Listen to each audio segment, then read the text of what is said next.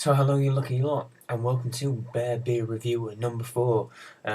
If you've been watching the series, and I do hope you have, I know you all have, you can probably tell I'm wearing the same gear as I was wearing in the last one, and that's because this beer has been waiting in my fridge and it's been calling to me, it's been tempting me for so long that I thought, you know what, it's going to be a double beer night and I am going to go in and try the fantastic King Goblin by Wychwood.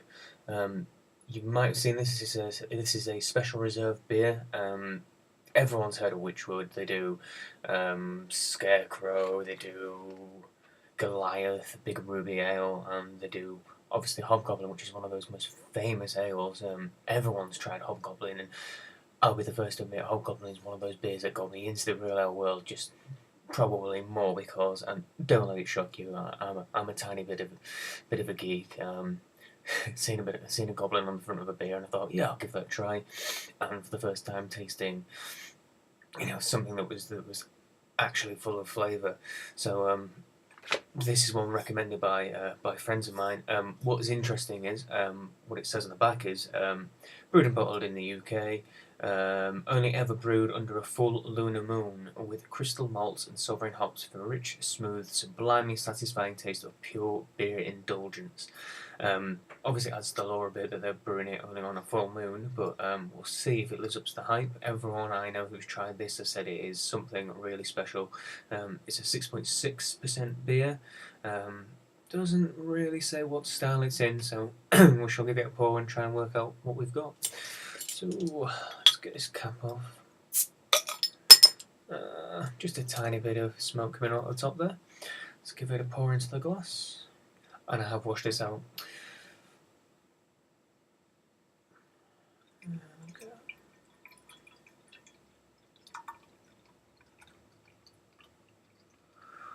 Wow. First things first, there is not a huge amount of head on that. There is a very small head.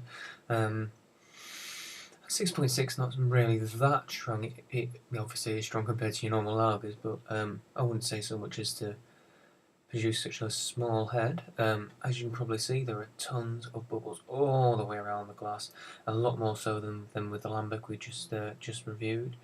It's lacing really well on the side of the glass, very fine bubbles going up and down the side. I'll pop my nose in, give it a good smell. Oh, it's wonderful malty, roasted malt flavour. I wonder if it's quite dark, as you can probably tell, so I'm assuming they used darker malts, probably chocolate malt from what I can smell. Having said that, what does it say on the bottle? It doesn't say what malts. It says crystal malts, but also they've got to use some kind of roasted malt in there. I'll just top it off. Some kind of roasted malt in there to give it such a dark colour, and a roasted smell as well. Not much in the way of hops. As I've already said, it's very clear, but quite a dark beer as well. Dark amber, quite brown, ruby. I'd probably say actually. Having said that, ruby. There's a good hint of red going on there. You might be able to see that. All right, let's get in there and give it a good old swig.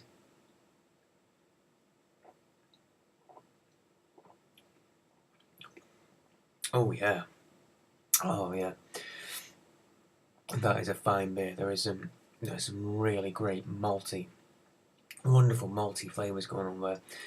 Fantastic amount of roast and a tiny bit of bitterness at the back as well. There's a nice malty body, full of chocolatey, almost coffee-like. I'd say more chocolatey flavoured malt, and it's sifting off into a nice bitterness.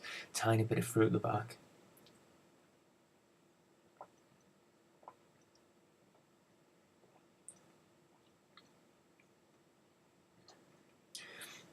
Yeah, fruit-wise, I'd say there's almost a bit of something peary in there. Might be just the chocolate malt mixing with it, but it's quite crisp, very crisp, and it's definitely very refreshing. Lots of chocolate malt body in there. It feels quite light on the mouth. It doesn't feel heavy at all.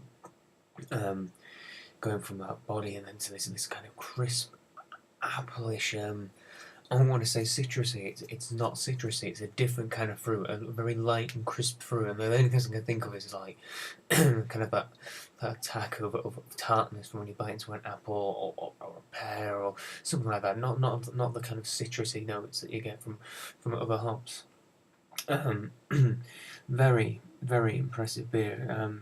Very quaffable, especially for the strength that it is. It doesn't feel that heavy. It feels quite sessionable, which is probably lethal, as compared to a hobgoblin.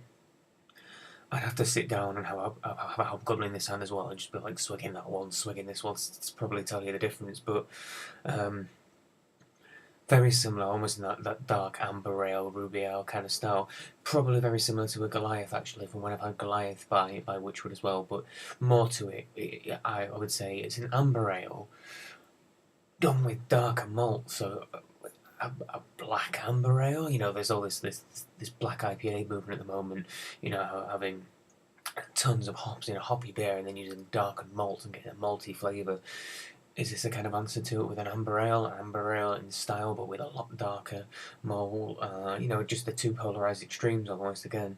Um, an interesting one, a very interesting one. If you haven't tried Wychwood before, go out and give them a shot. They are a good brew of very good beer. Very widely commercially available around the country as well. You can pick up all the standard ales. You can pick up this particular ale from a major supermarket that will definitely have a branch very close to you. I was really surprised to see it there. Actually, it kind of it jumped out on the on the shelf at me. Not only at least because of the fantastic artwork, which I've already shown you, but I mean, oops, outside. Look at that for a bit of a picture. Eh? Is a pretty cool picture. You know, a very traditional kind of ale style thing. I'm kind of into my funky bottles. Really, I like all these Scandinavian and Dutch and continental bottles. They've got really funny and wacky kind of postmodern pictures on, but in a real traditional English ale style. That's that's a pretty cool label as well. So final thoughts on this are, yeah, this is a monster of a beer. It's really enjoyable, really full of flavour, really thirst quenching, um, and like I said, bridges that kind of gap between a traditional bitter or amber ale sort of thing and a darker beer. You know, there's the chocolatey flavours going on in there, but it's a lot lighter and a lot lighter bodied as well. Go and give it a try. Like and subscribe if you want to see more videos. There's going to be plenty coming up. I've just put another big beer order in, so I've got plenty stocked up for the next few weeks. Hopefully I'll be doing loads more videos and getting them out there, so you've all got loads to watch while I while I let my liver recover from all the alcohol. Cheers guys, and thank you for watching.